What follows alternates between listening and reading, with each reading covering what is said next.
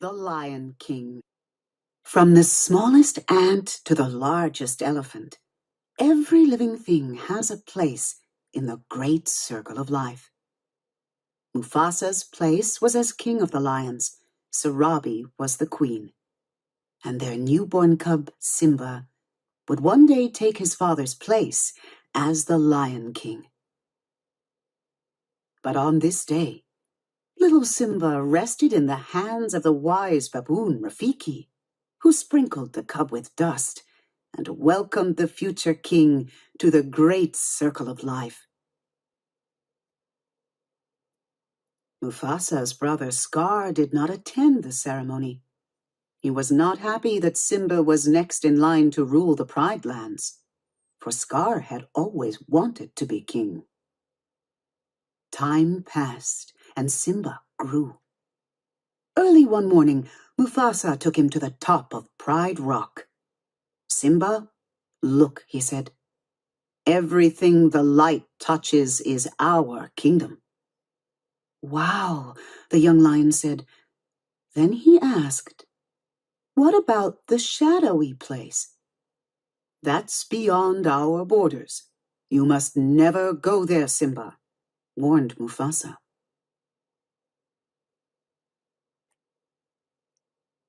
Later, Simba proudly told his Uncle Scar, "Someday I'm going to rule the whole kingdom. Well, everything except the shadowy place. My father said I can't go there." "He's absolutely right," Scar slyly agreed. "An elephant graveyard is no place for a young prince. Only the bravest lions go there." Scar knew Simba would want to prove that he was brave. He said nothing as Simba ran off to ask his friend Nala to explore the mysterious Shadowlands with him.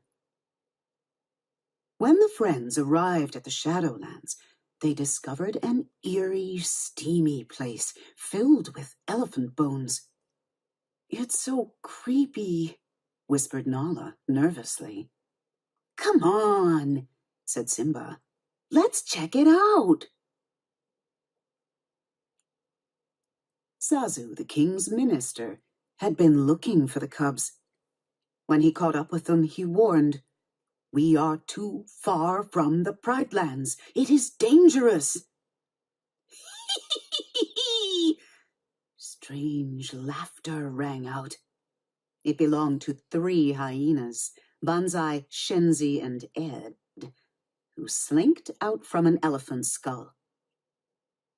When Zazu told the hyenas he was Mufasa's minister, they realized that Simba was the future king. "He's a king fit for a meal," Banzai snickered. The hyenas chased Simba and Nala. Suddenly, a thunderous roar rattled rocks and bones. It was the roar of Mufasa, the Lion King. The frightened hyenas ran away. That evening, Mufasa had a talk with Simba.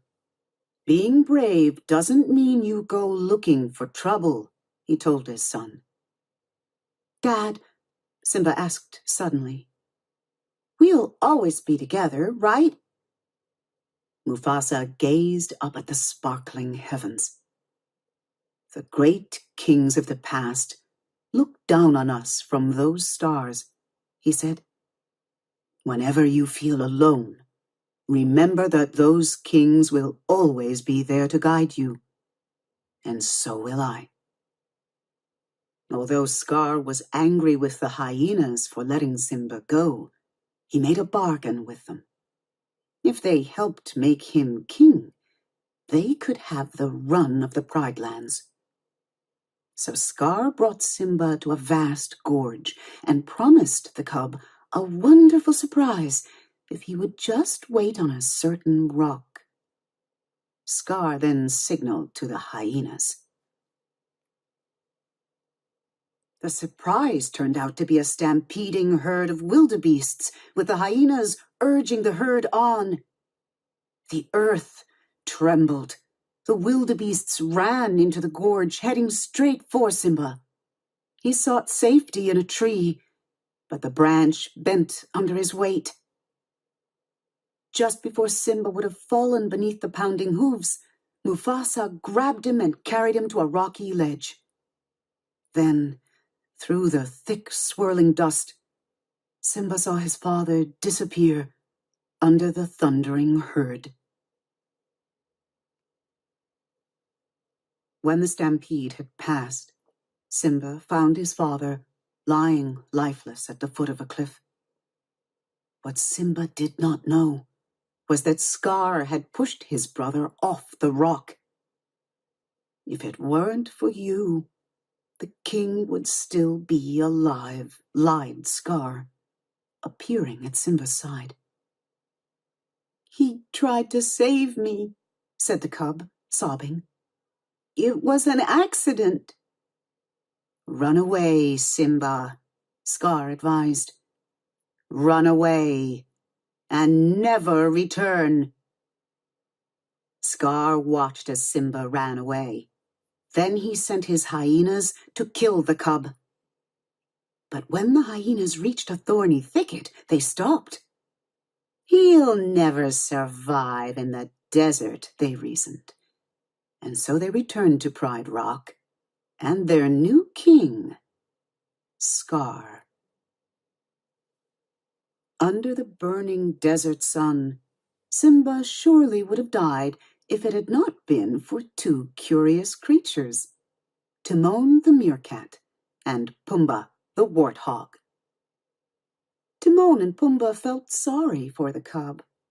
They took him to their jungle home and taught him how to live by Timon's philosophy, Hakuna Matata, which meant no worries. They also taught the cub to eat insects. Simba tried to put the past behind him, but one clear night, the stars reminded him of the old kings and his father, Mufasa. Then one day, a lioness chased Pumbaa. Simba rushed to protect his friend. Nala, he cried.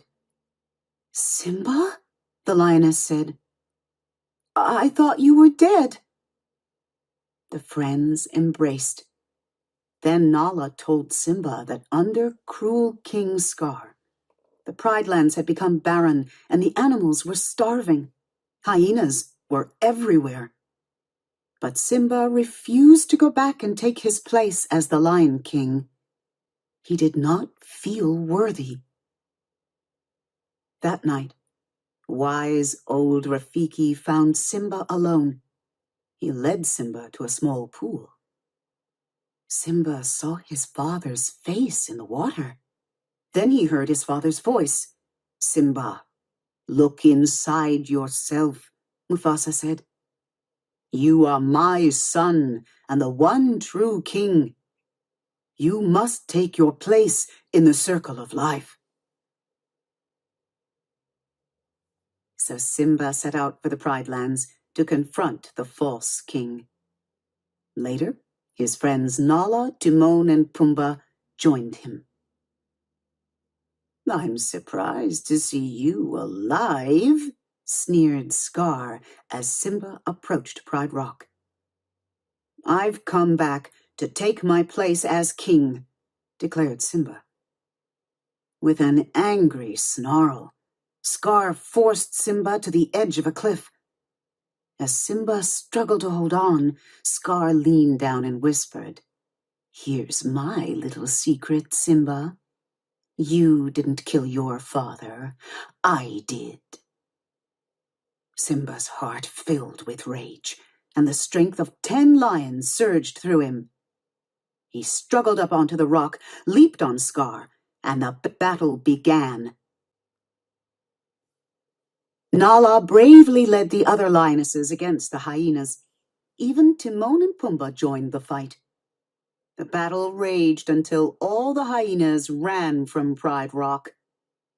Simba chased Scar to the top of Pride Rock and cornered him. Scar whimpered, No, please, have pity on me."